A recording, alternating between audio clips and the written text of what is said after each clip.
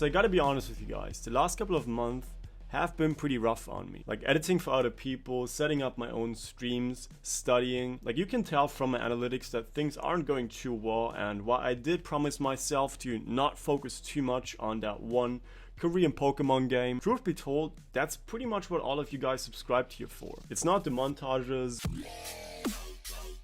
It's not the end game gameplay. It's actually just me telling you guys how to get out of early game. Which, I can't lie, like I actually really thought that I had that one covered in the past. But it turns out ever since my boy Sean B did his own beginner guide series, mine just turned shit. Truth be told, not that much has changed, but there are some minor things. Like a good rule of thumb is just gonna be that you're not that special no matter what happens. Hey 𝚘𝚘𝚊𝚜𝚜, I've just summoned like random net 5xy. Should I build it as a beginner? Nope.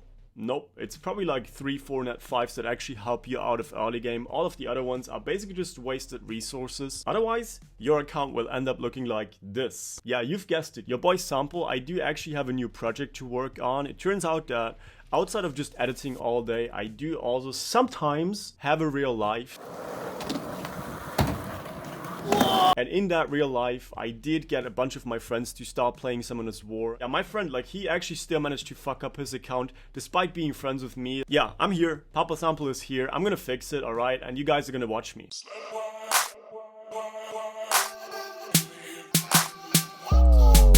So the whole concept of this series is gonna be me trying to slowly improve this account. With slowly, I mean as fast as possible actually, because I kind of feel like I want to still get into Fighter 1 this season, which we're not actually that far away from that already, but we're basically just hard stuck because we don't really focus on anything. We basically just try and throw as many net 5s into the mix as possible currently when it comes to RTA. Like this account is like the perfect example of what people normally do when they first start playing Summoner's War. They go on YouTube, they look up like what's the best net 4 in the game, and then they just build all of those units, and on top of that basically just build all of their net 5s that they have. And your account is gonna look like this, where you have like a lot of supports that are like pretty okay-ish if they have synergy. You got a lot of nukers that are pretty good if you have runes, and you have like a suboptimal farming team. You're gonna have a lot of units that are halfway built, halfway Devilmond. Your rune quality is just gonna be all over the place. Your fastest speed buffer is gonna have plus 136 speed. You're gonna have a vampire Summoner.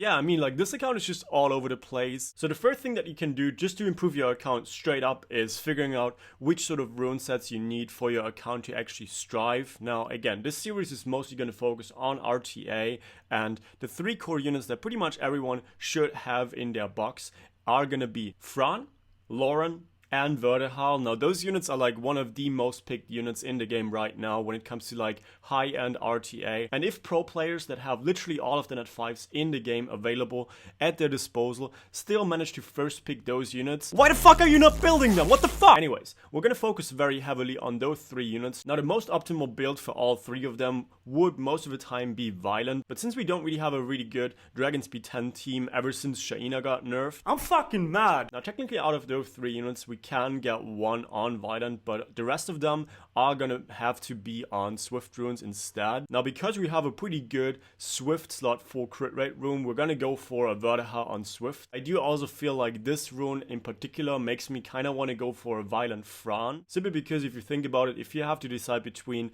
a Fran with attack percentage slot 4 and a Lauren, it's a lot more efficient for a Fran. So our end goal is gonna be getting your strongest Swift runes on 𝚛𝚜𝚜𝚜 and Lauren, and from that point onwards we're gonna try and stack a Violent set on my Fran. Now currently the Fran is on Violent Will, basically just because we got this rune which is pretty OP. Like we got this one really early on into the game, and on top of that we have this rune which is somewhat suboptimal, but it's just marginally slower than all of the other runes that we have at our disposal, so I figured might as well just complete the will set. It's pretty good on a Fran, but it's not like completely mandatory. But when you're going for a Violent Fran, that's probably going to be the way to go. Now, if there is one mistake that people are making outside of just spreading their runes too thin, it's going to be that they mismanage their mana and the runes that they have. Now, what most people do is they put like a random rune on a unit, and to improve that unit, they don't try and substitute those runes. Like they just keep maxing really suboptimal runes. Like this one, for instance, it's a rare rune. No, it's actually a hero rune, and the rolls are somewhat like average, but it's by far not plus 12 material, definitely not plus 15 material, and there's like a lot of those runes on this account. Now the most important thing that you guys need to realize is that slot 1, 3, and 5.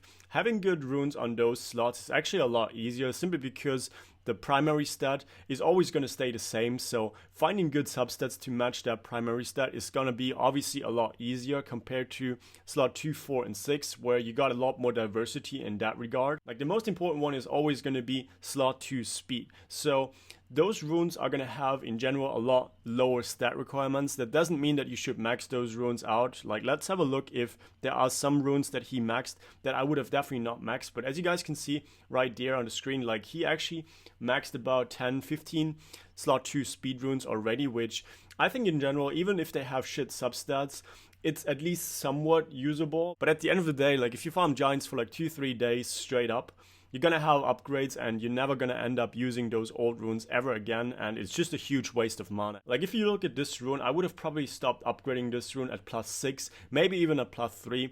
Maybe not even upgrade it whatsoever. Yeah, same goes for this one. I think this one is somewhat okayish. It's a hero rune that got 1 roll into all of those stats. Oh yeah, it's 2 rolls into accuracy apparently. But this one could technically be reappraise material. I'm just gonna wait on that one for an upcoming episode, I think, because we're gonna farm a lot more and there might be some swift runes with a prefix, but that's like a little bit too complicated. But the bottom line is gonna be that the most important rune for you as a beginner is gonna be slot 2 speed. Now, the next rune slot that you're really looking for is going to be slot 6 HP percentage. Now, the bottom line for that is going to be that for slot 4 you can technically get things like crit rate and crit damage, and those are really good for nukers. So pretty much the way it goes when it comes to RTA, especially for supports, is you do want to run them somewhat tanky, but you very rarely have one that's on like triple HP, let alone even double HP. So most of the time many supports will actually run crit rate or crit damage slot 4, but with the HP percentage slot 6 there is a lot more diversity. You will see a lot of nukers also run HP slot 6, simply because they have speed scaling or other sort of mechanics. And as you guys can see, we actually have one rune that's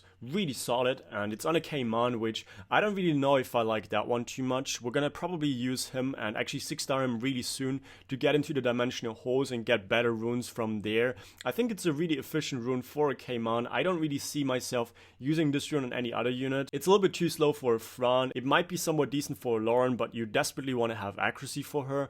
And for 𝚛𝚘𝚊𝚜𝚗, you desperately want to have swift revenge on him, so it doesn't really work for our core unit. We might want to put it on an Aegir, but since this Aegir isn't fully scaled, we're just going to wait on that one for a little bit. Now, I already briefly talked about crit rate and crit damage. Now, the main difference is going to be that crit damage is by far the most endgame stat. Like, if you do not get the 85%, 100% crit cap, most of the time you're actually better off running crit rate slot 4. So for us as beginners, we actually kind of want to have crit rate on a lot of our runes instead of the crit damage slot 4, but of course we're going to end up using 1 or 2 crit damage runes either way. So this rune is probably by far the strongest one for 𝚛𝚘𝚗. He does also have an Ethna, and actually looking at those stats, I think this one is also above average, so we can definitely work with those 2 units. Yeah, I think those are like the most important concepts. We talked about which sort of units you should be focusing on for beginners, where I feel like I'm gonna be posting one specific video about team building for like somewhat free-to-play accounts, where you do try and include certain net 5s in your combos. I mean, at the end of the day, we got to work with what we got, and we do actually have a lot of net 5s.